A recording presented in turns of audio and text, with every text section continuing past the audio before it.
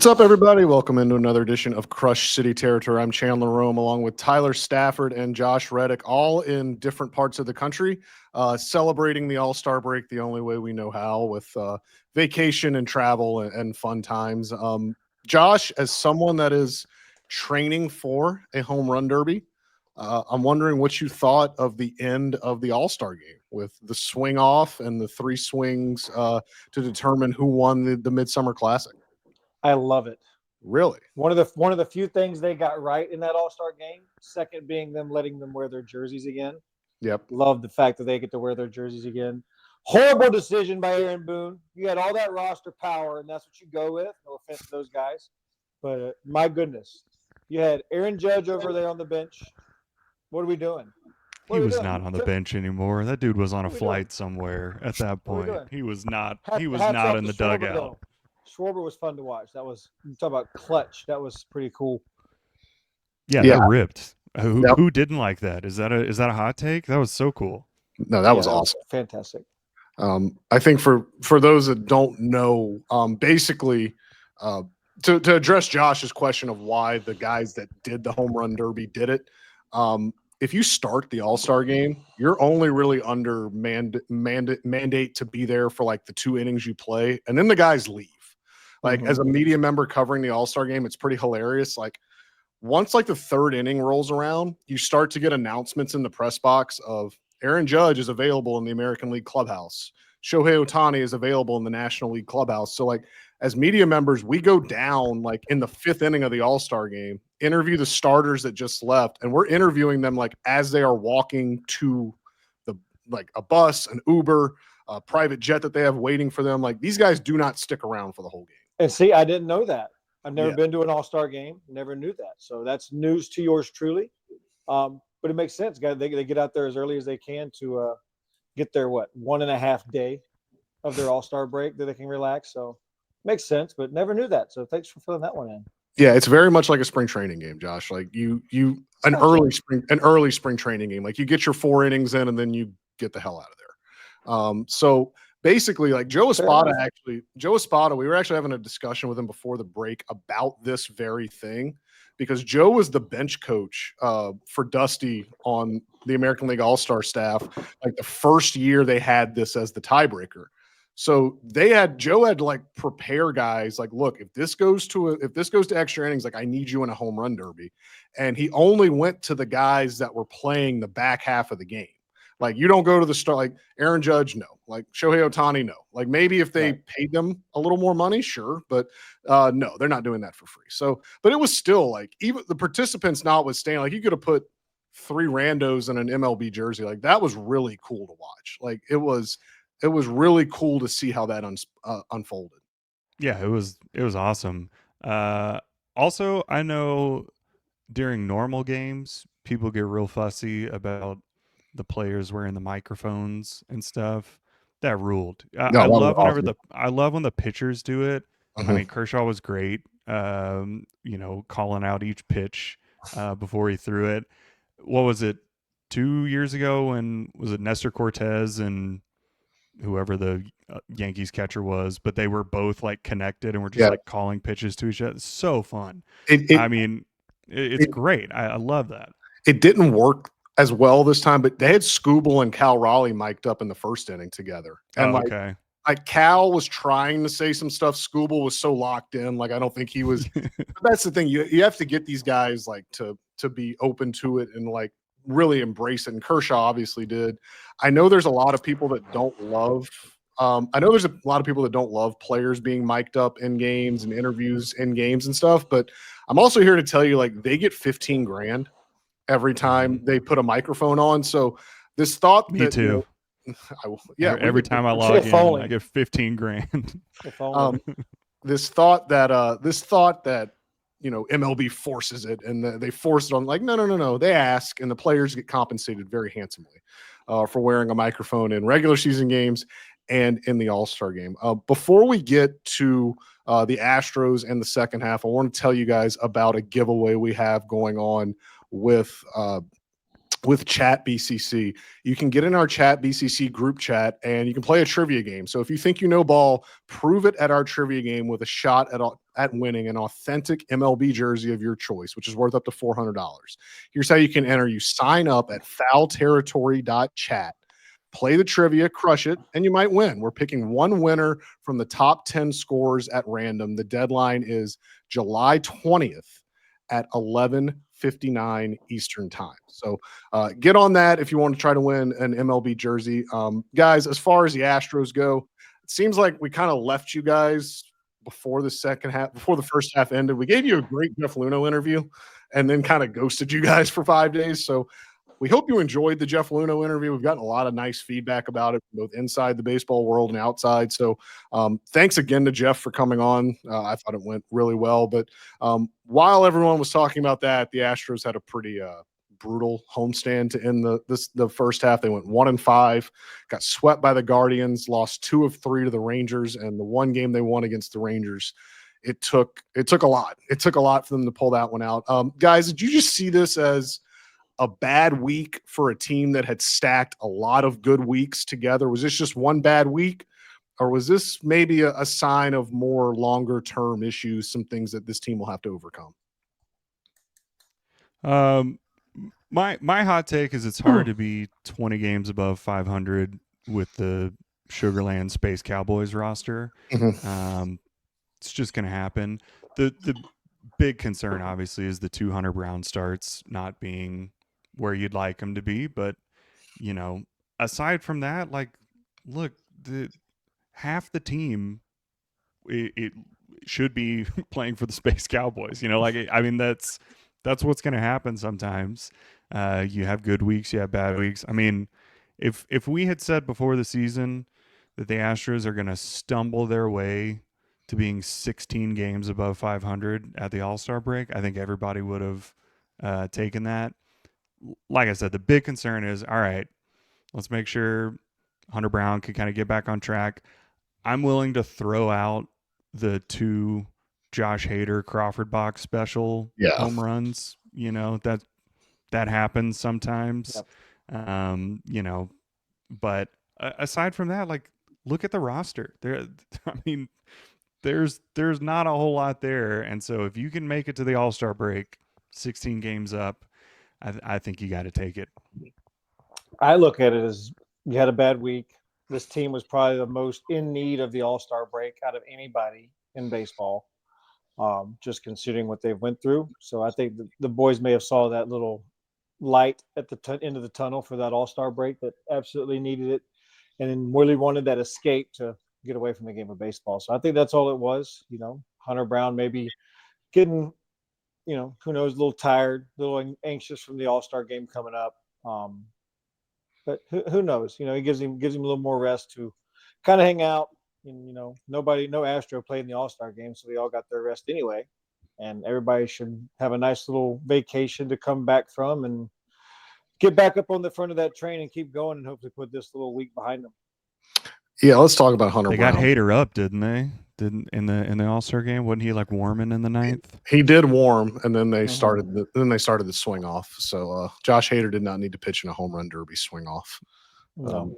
Well, you hadn't been watching the last week, brother. Not after the last week, he did not. Let's go into Hunter Brown, because I think that's the biggest sticking point in a lot of questions that fans have about Hunter Brown. He did not end his first half particularly well. If you include that start in Colorado, his 3 starts in July, he's allowed 12 earned runs in 17 innings. That's a 6.35 ERA. He's walked 6 guys in those 17 innings. But the walks have not been the problem. It's been the command. He's falling behind in counts. The velo was a tick down against the Rangers, but he got it up to 98 when he needed it to. I think the velo is fine. We did receive the probables from the Astros for this weekend series against the Mariners, and Hunter Brown is not in them. Brandon Walter will start on Friday. Lance McCullers will start on Saturday. Framber Valdez will go on Sunday. I think this is twofold. Hunter Brown's made 2 starts all year on 4 days of rest, and one of those was his final start of the first half against the Rangers, which did not go well. So they have been trying to build in extra days for him to start him on 5 days rest all season. He started on Sunday against the Rangers, so 4 days rest would be starting on Friday. He was never pitching Friday against the Mariners. And then they had a choice. It was either do you give him extra rest and hope that that benefits him, and do you sacrifice maybe pitching him against the Mariners in a series where you really need him, or do you force him into the rotation somewhere, let Fromber start Saturday, Hunter Brown start Sunday? And I think they looked at where they are, 5 games up. Now, granted, you're going to play the team that is right behind you in the standings this weekend, but still, they're 5 games up in the division. Even if worst case scenario, they get swept this weekend, they're not losing the division lead. I think it's a prudent move to hold Hunter Brown, give him as much rest as possible. This is a guy that he's not like Fromber. Like Fromber has accumulated 200 inning seasons before. He has shown that he can handle the volume that an ace needs to handle. Hunter threw 170 innings last year, which was obviously like a huge thing, but it's his first time ever reaching that threshold. He's still learning like how to handle a full major league season. And I think the Astros are doing the right, most prudent thing here and giving him some extra rest. Yeah, absolutely. I mean, nothing is going to hurt Hunter Brown for taking a few extra days to just kind of sit back, maybe not even do anything, just hang out at the ballpark, watch the boys, and just chill. Let the body rest a little bit more than what you're used to. So, they don't need him mid-July. They need him, late September, middle of October. So this is a very, very smart move, very, very easy move to make, I feel like.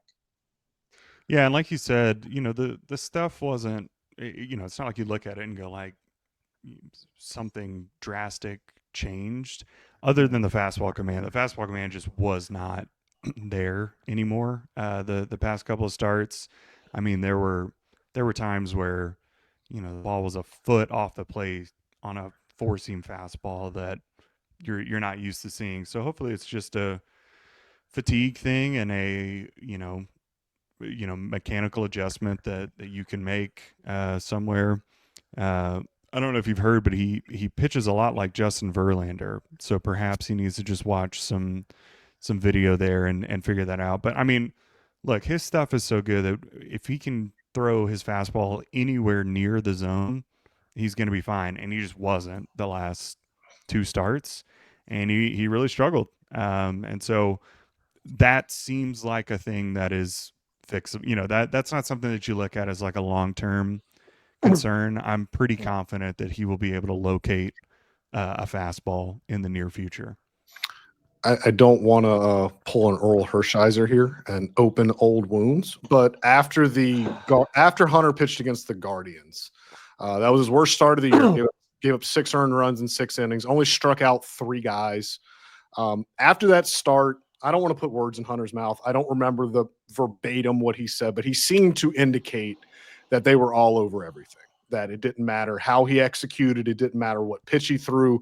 They were not flinching. They were getting good barrel on pitches he felt he executed. To me, as a reporter that has been doing this for a while and can read between the lines, to me, he seemed to indicate that maybe he had a tell, that maybe the Guardians had something on him. And look, he had pitched so well all year. It was so out of the ordinary to see him give up 6 earned runs to a lineup that is not very good. The Guardians do not have a good lineup. Jose Ramirez is incredible. Steven Kwan, also very good. No one else in that lineup is very good. So maybe that's part of it too. Maybe he got a little bit spooked in that game, trying to change some mechanics, trying to change how he's holding the ball, how he's holding his glove. It can be anything that's giving tells away. So wanted to throw that out there, that maybe that had a little something to do with it. Because once that enters your head, Josh, as a player, once you kind of realize you could be tipping or you're giving something away, that can be really hard to kind of get out of your mind, if you will.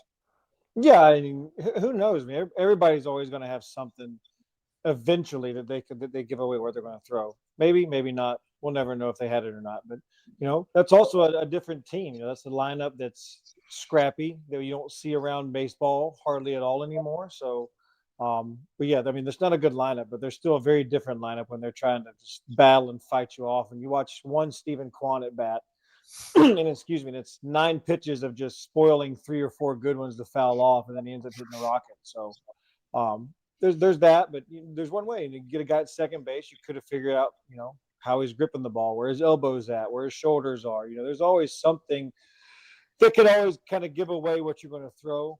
Maybe he had it, maybe not, but it's just one of those days where you just got beat. So that does happen in this game. Even the best guys in baseball get beat sometimes. That might have just been it. So maybe a tell, but also I have his pitch chart up here from Sunday game. He threw 44 four-seam fastballs.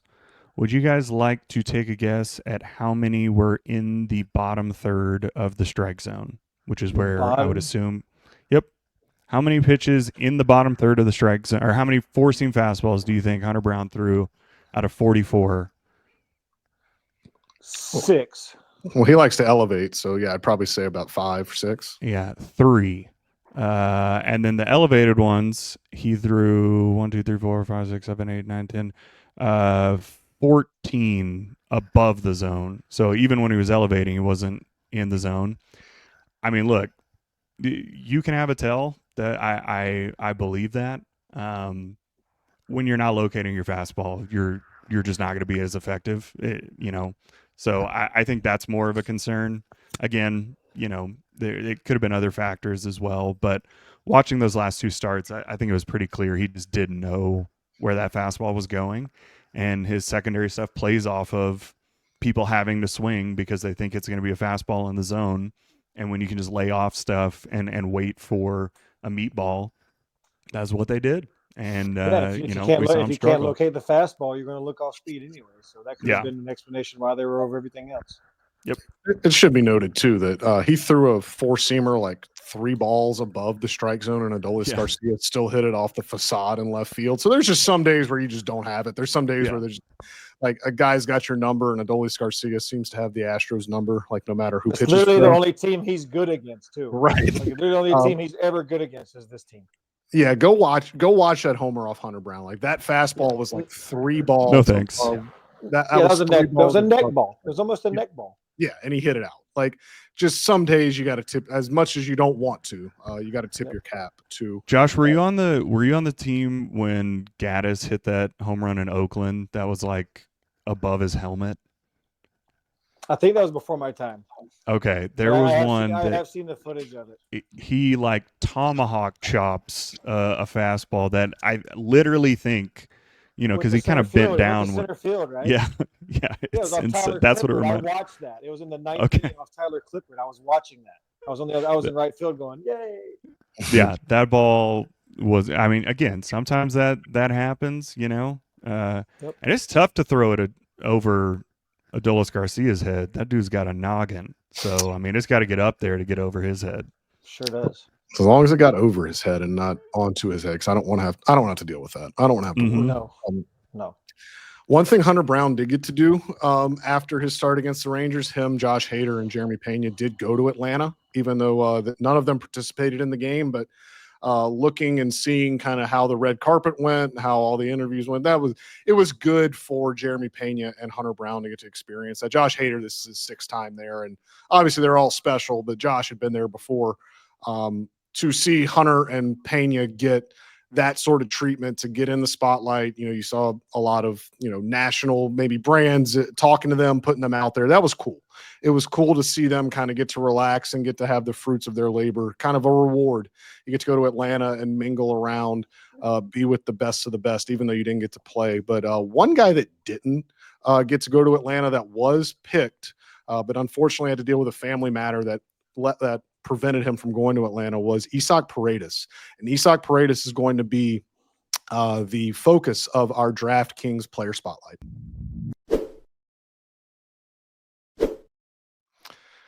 So, Tyler, let's talk about Isaac Paredes, who worthy all-star guy that deserved to be, probably didn't need to be a replacement player, but got completely the American League infield was really overcrowded with a lot of good options. But Paredes did get named an all-star, did not get to go to Atlanta. However, what have you thought of just his season, and has he exceeded the expectations that you had for him coming over in the Kyle Tucker trade?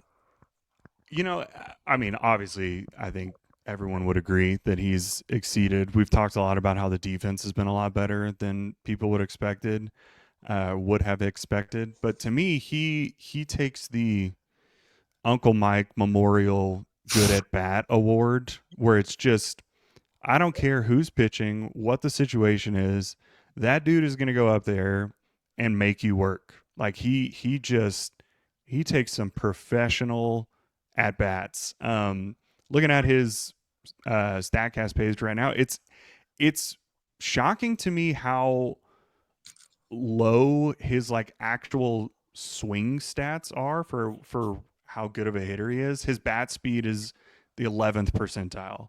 Average exit velo is 15th percentile. Hard hit percentage is 16th percentile. Like it's not like he's like barreling everything, he's hitting it really hard, or that he swings really hard, but his chase and whiff percentages are both in the 90th percentile.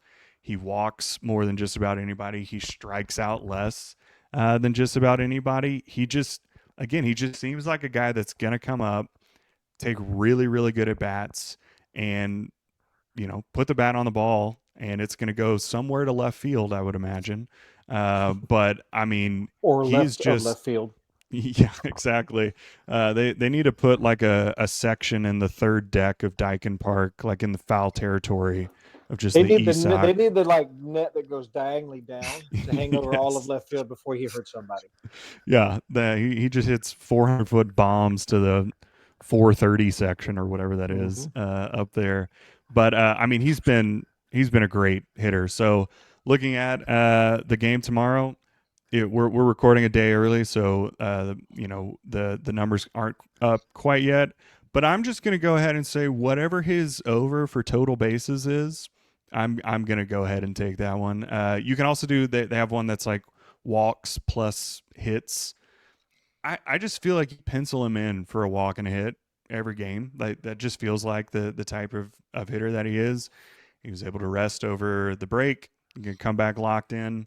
So that's what I'm looking for on Friday. I'm going to go ahead and lock in whatever his over is on walks and hits or total bases. That seems like a good one. And once that comes up, you can get it here on the DraftKings Pick 6 app. And the Pick 6 from DraftKings is the most fun way to play fantasy sports. Download the DraftKings Pick 6 app now and use code FOUL. That's code FOUL for new customers to get a special sign-up offer. Better payouts, bigger wins. Only with Pick 6 from DraftKings. Gambling problem? Call 1-800-GAMBLER. Help is available for problem gambling. Call 888-789-7777 or visit ccpg.org in Connecticut. Must be 18 and over. Age and eligibility restrictions vary by jurisdiction. Pick 6 not available everywhere, including New York and Ontario. Void where prohibited. For additional terms and responsible gaming resources, see pick6.draftkings.com/promos. All right, guys. What are, as we are starting the second half here, we'll start it on Friday in Seattle. What's the biggest thing what's the biggest storyline you think that needs to be monitored for the Astros in this second half of the year before October gets here? You go first. I want to hear yours, Tom. I'd like all of the Astros to be able to play baseball. All of the good players that they have who have not been able to play baseball, I'd like to watch them play, preferably before October, but certainly by then. I mean, the whole team is out, like they've built up enough of a lead where they are able to be a little bit more conservative with bringing guys back. Chandler, do we know if anybody's checked on Framber's shin in the last couple of days? I think he's okay. He said he was okay. He said he was okay after the game, but that was 104 miles an hour right off the shin. Yeah, a lot of people have been okay right after the game. I don't know if you've noticed a pattern. So I would like, I'm going to guess they got imaging, but who knows? Are you going to guess? Can we ask? Can we text somebody? Can we get somebody on the call? They got imaging. You would hope. Well, you would hope. Look, somebody find out for me. Did we get imaging? Is he okay? Is his shin still there? I'd like to know that. So, again, you hope Jeremy Pena can come back. I saw Chaz was moved over to Florida, hitting over there. They got about 18 pitchers who are making rehab starts at this point. So, they got a lot of guys that can come back. And again, it's not only because of the lead that you're able to be conservative with bringing them back, but you're also able to give those guys a little runway to, look, when Christian Javier and Luis Garcia, if and when they come back this year and are able to pitch, it's okay if they go 3 innings and give up 4 runs, and you have to you've got to lead now, but you do have to kind of keep your foot on the gas and be able to maintain that. But I mean, that's the biggest storyline is, can these guys come back? Can they be healthy? Because I mean, this team has been one of the better teams in baseball without their superstars playing the majority of the season. And so you would assume that if you can upgrade, no offense, Cooper Hummel to Yordan Alvarez, your team is going to be better than they have been. And they've already been really, really good. So it really is just a matter of, can these guys get back in there and play at the level that we would expect them to be able to do?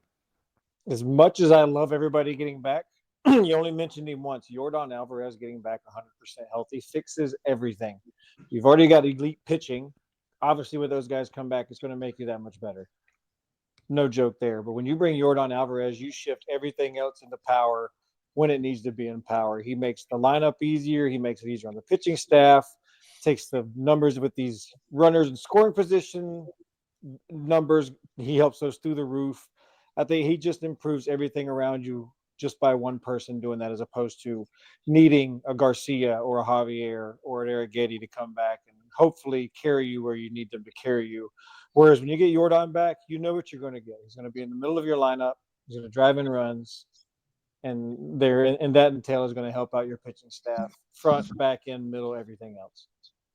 The question I have about all of this, and it's going to kind of intertwine both you guys' points into one, is like everyone's been talking about and framing it as getting these guys back, which is obviously like, yes, you want them to be active. You want them to be in uniform and available to play for you. And I want them 100%. My question is like, how effective are they going to be? Like Yordan Alvarez, before he went on the injured list, had an 81 OPS plus. Like how much of that was the hand that was just kept bothering him and he finally said something and that was inhibiting him. But I mean, we have yet to see Yordan Alvarez at peak Yordan Alvarez this whole season. And he also just hasn't played in a game in 3 months. Like he's a freak, but Josh, correct me if I'm wrong. You can't miss like 3.5 months and then just completely get put back into the 4-hole in a lineup and have 60 OPS plus. Like no, it's not that automatic. No, I mean, there's ways now with the way baseball works, whether he comes back in time to go on a rehab assignment. I fully have always believed in rehab assignments, just so you can get timing. Results are irrelevant at that point. You basically just have to go through a mini spring training. You know, when you've been off for 3 months, you need at least, a 10 to 14 day rehab assignment, because you got to figure you play, then you're off, and you play, then you're off, and you go to a back-to-back, and then you're off and a back. So there's time where you have to have the rest in between to get back. But even if they don't have time for a rehab start, there's ways to get guys to come throw to him, go down to Florida just to get timing done. There's ways to step in against pitchers when you need to. And, even if you have to come to the ballpark here in Houston, you go in there and you have the guys throw their sides. They're the guys that are still on rehab, throw their sides and their bullpens versus you on the field at 1 o'clock as opposed to 3 o'clock. So I think there's plenty of ways to do that. I know, past experience, I've done the rehab assignment thing, and I think my first year with the Astros, I had to come back with like 8 games left because of a back issue, and I missed 8 games for the playoffs, and there was always concern about that. But I was out there every day. I was just going to the bullpen. I'd step in against Keuchel, I'd step in against Charlie Morton, Lance. Just when they were throwing, I would never swing, but I wanted to make sure I had my timing. And they said it helped them out too, to have just somebody stand in there so they could kind of focus on a target as well. So there's plenty of ways to get your timing back. And with the lead they have, they don't need – Yordan Alvarez doesn't need to be an MVP just yet. He just needs to get out there and get his timing back and get back into the swing of things for October. I mean, you take 3 months off every offseason. It's not like – and then you get 7 weeks in Florida to ramp up. I know, but I just mean like – it's not like you forget how to hit. Right, Like I right. know it's going to take some timing to get back.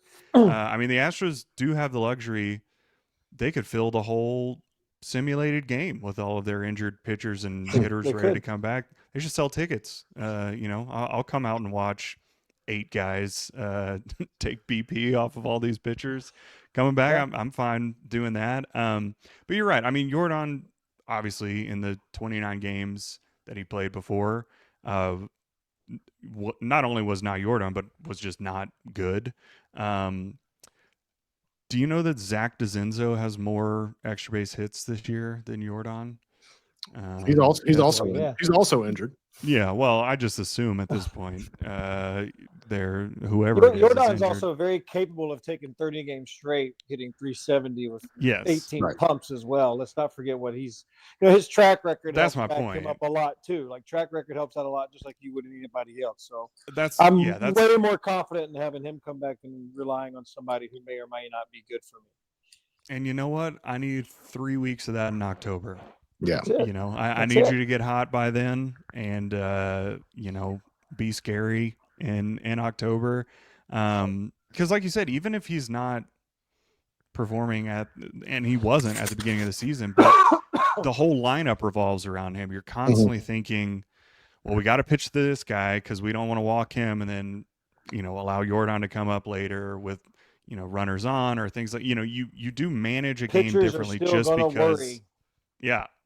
I mean, it's Jordan. And again, I think he's earned the benefit of the doubt to be like, we're going to write off those 30 games. When he comes back, I'm going to assume he's going to be a really good hitter because he has been from the minute he got to the big leagues. So, we'll see. But yeah, you're right. That's the storyline is when's this guy coming back and when can he start hitting? Because it's been a bit since we've seen him. So we'll see, but I mean that's what we're looking forward to.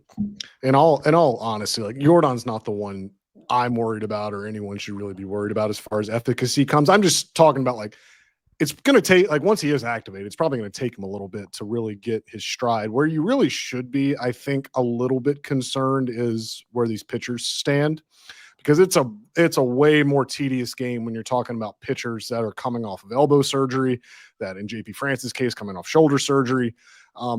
Christian Javier hasn't pitched in a game in more than a year. Luis Garcia hasn't pitched in a game in more than 2 years. Spencer Arrighetti made 2 starts in April, but still hasn't progressed to a rehab assignment yet. These guys have had long layoffs, and with pitching, it is totally different. Like you've got to monitor these guys very closely, even if they're pitching well, even if they come back and let's say their first start back, they're through 4 scoreless innings. You're like, all right, well, we probably got to take him out. We probably got to be prudent here, err on the side of caution. And what Justin Verlander did in 2022, coming back from Tommy John and posting a sub-2 ERA and winning a unanimous Cy Young, like that's not normal. Like that is the outlier for how this works for pitchers coming back. That's Justin Verlander being Justin Verlander. Right. So again, I think this all kind of dovetails into trade deadline talk. And I think the thing that Dana Brown and his lieutenants and Joe Espada, who's involved in this too, like they've got to ask themselves, like, as they're going on to the market and as they're looking as to what they need, it's obvious that they need either a left-handed bat or a starting pitcher. I think in an ideal world, they would get both. I don't think they have enough prospect capital to get both. I think the question that they have to answer is, how effective can we legitimately count on Christian Javier, Luis Garcia, Spencer Arrighetti, and JP France being like, it's one thing to get them back in uniform, and it's one thing to get them back on the lineup card. It's another thing to consider, can they get outs? And can they get outs in big games? Because if that answer is or maybe not, then I think starting pitching becomes their foremost priority at the deadline. Yeah, I've got a stat for you. So Hunter Brown and Framber Valdez have obviously been great. They're both in the top 10 for WAR for pitchers this year on Baseball Reference. Framber's actually ahead of Hunter Brown now, weirdly enough. But they're both in the top 10. The other 3.5 or so people in the starting rotation have combined for 0 WAR. So the Astros have 2 really good pitchers and they got nobody after that. And as we know, the first round or two of the playoffs, you really only need 3 starters because you're able to throw, your top 2 guys most of the series. But in a 7-game series, you need 4 starters, or you at least need 3.5, where your fourth one is kind of a bullpen game, but you've got enough length at the beginning. Because as we've seen, the Astros have a bullpen. I'm not concerned if once you get to the 6th inning or so in the playoffs, you're going to feel pretty confident with the guys that you're bringing out there in a playoff series. But right now, that game 3 and 4, who starts game 3 in a playoff series? I don't think there's anybody on the team that you look at and go like, you feel good about sending this guy out there. Not to mention game 4, right? Like you got to have those guys. And so to me, I know, Chandler, I know you want a left-handed bat. It's all you want. You're asking Santa for it. It's that's all you care about. They need a starting pitcher. They need, as I've said all year, they need an adult man who can throw and get outs consistently, which they don't have. They just it doesn't exist right now. Charlie Morton would be very cheap right now. Get the band back together. He's been good. Maybe JB can come and get a win. Stinking into good again. You turn guys that stink into good again. I'm just saying. Guys still throws 95. He'd be a great number 3 starter. Look, you're not going to hear me shoot down a Charlie Morton reunion. Prospects to get a left-handed bat after that too. Yeah, but to me that's the priority. Right now, if the playoffs started today, you're not ready. You don't have a rotation that is ready to legitimately scare other teams, because again, in the playoffs, as we've seen even last year, you run into the Tigers and you throw your number 1 against Tarek Skubal, and then you kind of waste that number. Like right now, the Astros have to win every single Hunter Brown and Framber Valdez start in a playoff series. They have to, and you don't want to be in a position where you're going to run it when you're in the playoffs. You're going to run into really good pitching. You're going to lose some of those games. That's going to happen, and they are not in a position right now in a short series to feel confident that their back end of the rotation can match up with the 3 or 4 starters from other teams. Despite having really good top end guys, they don't have the depth there. And so, yeah, we've talked about Javier, Garcia, France, Arrighetti, whoever. One of those you would assume is going to be able to get you outs in game 3 or game 4. That you're going to guess one of the, you don't know which one, and you hope you pick the right one on that day in October. But you would assume one of those is. But you got to get another starter that you can rely on. Again, especially because the lead is down to 5 games in the division, and right now 60% of your rotation is a big question mark, and you don't want to go the rest of this season needing to win 90% of your starts from Framber and Brown, because that's just not sustainable. I'm going to give you a stat that encompasses it all. The Astros are 27-11 in games started by Framber Valdez and Hunter Brown. Okay. They are 29-29 in games started by anyone else. There you go. Brandon Walter, Colton Gordon, Ryan Gusto, and Lance McCullers had a 4.79 ERA in the first half, which, again, you saw some flashes of brilliance from Lance. You saw some flashes of brilliance from Gusto, but the consistency, like you said, is just not there. And Tyler, I do wonder, we have to get to a break real quick, but I do wonder, would your tone be different if Hunter Brown looked like April and May Hunter Brown in his last 2 starts of the first half? No, it's the same thing. You don't want to go into a series where you have to win every one of those starts, because again, as good as they've been this year, would you say they're 27-11? They're 27-11 when Brown and Valdez start. They're 29. Josh, give me that math. What percentage is that? I don't know, 70% wins. Somebody do that for me. I know what 29-29 is.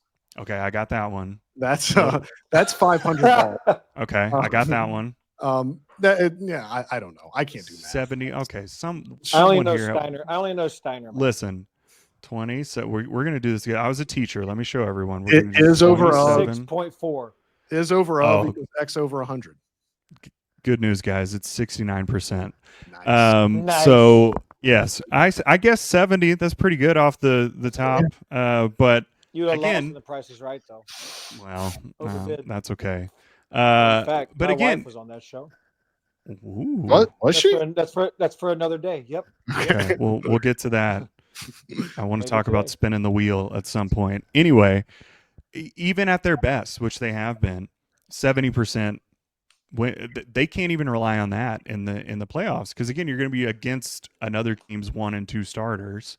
You're going to be going up against the top guys. It would be silly to assume that you're going to win 70% of those starts, and I don't even think 70% gets it done with the current rotation. They have to be able to go into games 3 and 4 with at least a 50-60% shot, or assuming like this guy's at least on par with these other pitchers that you're going up against. And I don't think you can say that against any of the teams that you're going to be going up against in the playoffs, that your 3 and 4 starters match up with them. Because I mean, again, imagine a game, a 7-game series where they've got home field advantage and you go 1-1 or 0-2 and you're Fromber and Brown start, like the series is over. You're not coming back from that. If the ball bounces the wrong way, if Hader gives up a 330-foot Crawford box home run, like things happen like that, and you can't rely on those thin margins. You have to have depth there, and they don't have it. They have to get another starting pitcher. Let's hear from our friends at Foul Territory before we wrap this up. The way to buy, sell, or trade your cards is Arena Club. It is the top marketplace in the biz to get that done. And Kratz, we love the slab pack situation because rolling through a ton of cards, physically opening them, finding all kinds of commons that end up folded or in the garbage is old news. Why not get a slab pack and get a chance at a card worth thousands of dollars? I was a common card. It's okay if you don't get me in your slab pack, because you put as little as $25 for a slab pack, and you could pull out something that's worth thousands of dollars. And it's a keepsake that you get to wait, you know what? It might be worth this much today, but I get to watch the value grow. And right now you can get 20% off your first slab pack or card purchase by going to arenaclub.com/foul and use the code FOUL. That's 20% off your first card purchase or slab pack at arenaclub.com/foul. Code FOUL. All right, guys. This weekend is one that's pretty prime for overreaction. Going to Seattle after the All-Star break with a 5-game lead over the Mariners. Have not seen the Mariners probables yet, but I can imagine that they will probably throw Logan Gilbert. They will probably throw Luis Castillo. Brian Wu will be somewhere in there. So just on paper, the Mariners will probably have a rotation starting advantage. I do not expect Jeremy Pena to be back this weekend. At least Dana Brown indicated that he would not be back. Obviously, I don't expect Jordan Alvarez back. I expect you're going to see probably the same looking lineup that you saw for this past 6-game homestand against the Mariners, when they play the Mariners this weekend. Again, just like we talked about the Dodgers series when they won that one, it is 3 games in July. Sometimes you get more emotionally attached to them, but you have to just remember these are 3 games in July. If they go up there and sweep them and they get up to an 8-game lead, you certainly feel good about it, but work's not done yet. If they go up there and lose 2 and they go up there and lose 2 of 3 and they get down to a 3-game lead, well, you still have a lead in the division, but it's going to be tough. So what are you looking for this weekend in a matchup that the Mariners are going to be geeked up for it? They were playing really well going into the break, had just swept the Tigers before the break began. What are you looking for in Seattle at T-Mobile Park this weekend? Don't get swept. Don't get swept. Yeah, that's it, honestly. That's all I'm looking at. I'm not looking at any bigger picture. From what you just said, the starting rotation for them is definitely an advantage, and they're still missing a big piece in Pena in that lineup. But you go out there and get the first one. Get the first one. Feel good about yourself, but don't go up there and get swept. But like you said, this is still July. Like even if they do, even if they don't, if they sweep them, great. Still got a lot of work to do. Move on to the next series. It's a good lineup, man. Mariners are scary. I mean, they got a good middle. You're giving me that look, Josh. That Cal Raleigh, Arozarena, Crawford. I mean, JP Crawford's having a great year. So is Arozarena. No one's really talking about it, but JP Crawford's having a great year. Arozarena has essentially the same OPS plus as Jeremy Pena. Like, he's been really, really good this year. And of course, Julio Rodriguez exists, even though he's not having a good year. Yeah, and he still has a 4 WAR. Like, he's having a 4-win season, and he's not even been that good. Like, you know, that's the team that I think you look at and go, like, you know, that team. I'm not sure. I'm not sure stating only 33% of a lineup considers a lineup really good. Well, you know what? They have 9 major league players in their lineup, so same argument for the Astros then. Mm-hmm. Okay. I mean, again, I'm not saying they're barreling down the tracks at the Astros, but it is a good team. And the way to buy, sell, or trade your cards is Arena Club. It is the top marketplace in the biz to get that done. And Kratz, we love the slab pack situation. I just wanted to hear that was so good. I wanted to hear it again. Thank you. Were we overstepping our boundaries? I just wanted to hear the Arena Club. Chandler wanted to talk some more slab packs. I just wanted to hear see if he can pull a Cal Raleigh over there. Speaking of Cal Raleigh, Josh, we now have a floor for you for your home run derby. You got to hit more than 3, or I will roast you. I need you to. If I hit 3 or less, I will never pick up a bat again. All right, we heard it here first. I'm a little concerned. I'm a little upset, first of all, because I've been complaining to my. Sorry, trying to change subjects here, but like I've been complaining to my wife, which Tyler, you know how well that goes. Same brother. You know, about anything, it's kind of just yeah, whatever. So I watched this past weekend where Ian Desmond and Ryan Zimmerman and some college softball player won. They had 70 plus homers. Well, they had 70 points because you can catch the ball if you're on defense for a point. But I've already noticed they did that in the home run derby too. Did you see that? Yeah, somebody robbed a home run. That was awesome. Poor Caminero. But yeah, like there's like 5 teams of the 8 that have been announced who have 2 big leaguers on it, former big leaguers. I'm one of the few who gets college player, softball player. Like, how is this fair that they get to have, like, Zimmerman and Ian Desmond are stupidly good. Like, for those who don't know, Ian Desmond had a pretty decent career. Zimmerman had a great career. Ian Desmond hits bombs. Like, batting practice bombs are stupid. Mm-hmm. And I just think it's an unfair playing field. I'm just saying. Well, I got to put a little bit more weight on my shoulders, but, you know. It's got to be rough for you. I'm sorry you're getting invited to home run derbies. That hasn't happened to me lately. Do you need me to come throw some BP? I have to go against Manny Ramirez and Kevin Millar. Manny is 60 years old. If you don't beat him in a home run derby, I will make fun of you. Have you seen Manny Ramirez swing? It's still the same exact swing it was years ago, and it still hits tanks. He does this for a living. He literally does these derbies for a living. Manny is 53 years old. Wow. Yeah, if you can't beat a guy close to getting his AARP card in a home run derby, I'm going to make fun of you. I don't care if it's Manny. God, Manny Ramirez was so good. Dude, he ruled. He was so good. I'm looking at his of course it was right now. Oh, he was awesome. Yeah. But Josh, I'm down the street. I'll come throw a BP for you. If you need some lefty on lefty action to get that in there, I'll help you out. I mean, I top out at probably 60 miles an hour, so I think it'll help you. I was actually surprised when they told me that they're going to have like actual batting practice throwers who threw in the big league. So we should have some good guys throwing some meatballs, I hope. Well, speaking of good guys throwing meatballs, that's not what we want to see in Seattle. That's what we're trying to avoid. That would be, despite what Josh says, it's a good lineup that has a lot of good players in it. Good rotation too. Jerry DiPoto is going to make 18 trades between now and the deadline, so who knows what it's going to look like. And not one of them will be a good one. Well, who knows?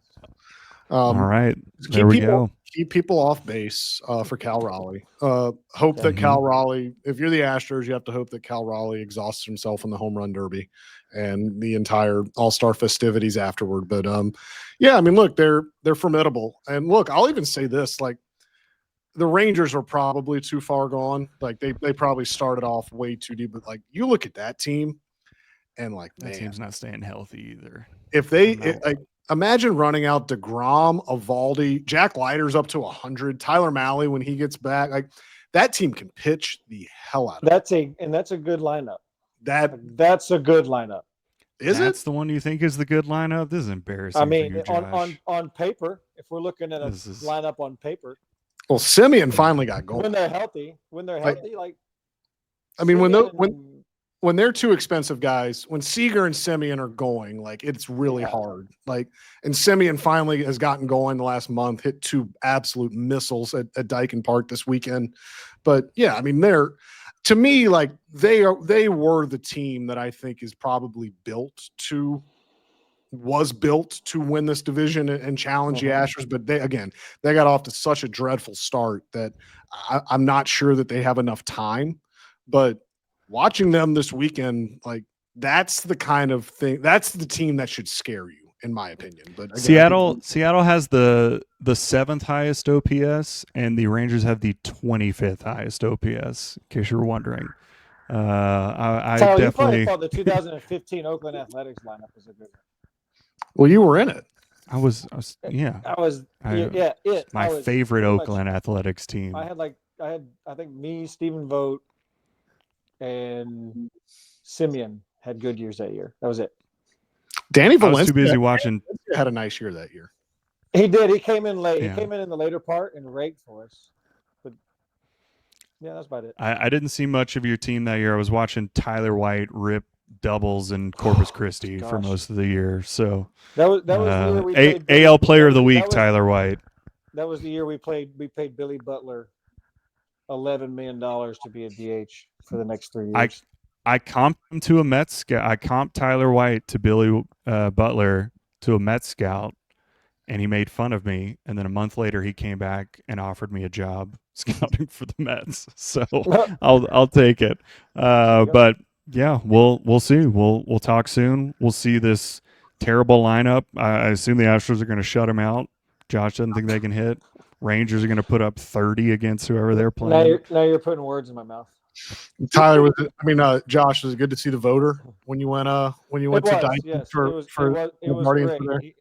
It was great. He looks fantastic. A little bit more salt in the beard nowadays, but we were always very close, and our kids got to be pretty close when we were in Arizona for that brief snatch too. So one of the best guys, actually probably the best guy you'll ever meet in baseball when it comes to everything around.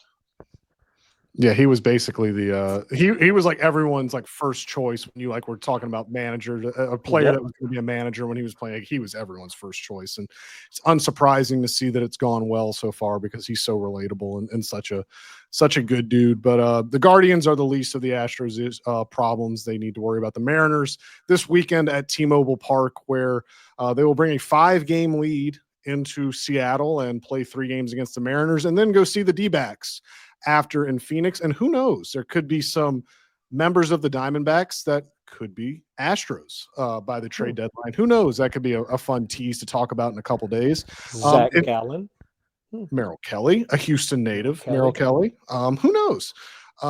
If you listen to all 54 minutes of this and are wondering why we have not talked about the Astros draft, well, A, the major league team is a little more important, and B, have we got a surprise for you coming in the next 24 hours to talk everything about the Astros draft. So stay tuned. We will have a full episode devoted to the draft, but that will be coming a little bit later this week. In the meantime, you can always follow me on X at Chandler_Rome. You can follow Josh at JRedDubDeuce, and you can follow Tyler at Tyler C. Stafford. As always, please rate and review us on Apple. Please don't get mad at me that I started the ad when I shouldn't have. that shouldn't give us 4 stars. Give us 5 stars just because of that. You can comment on the Spotify episode of this to make fun of me. Please go ahead. You can subscribe to the YouTube channel. Yeah, of course you will. You can subscribe to the YouTube channel so you can know anytime we post new content. As always, thanks for listening. We appreciate you guys, and we will be back to talk soon about the Astros draft and about the series this weekend against the Mariners. Talk to you guys soon. Bye. See you guys.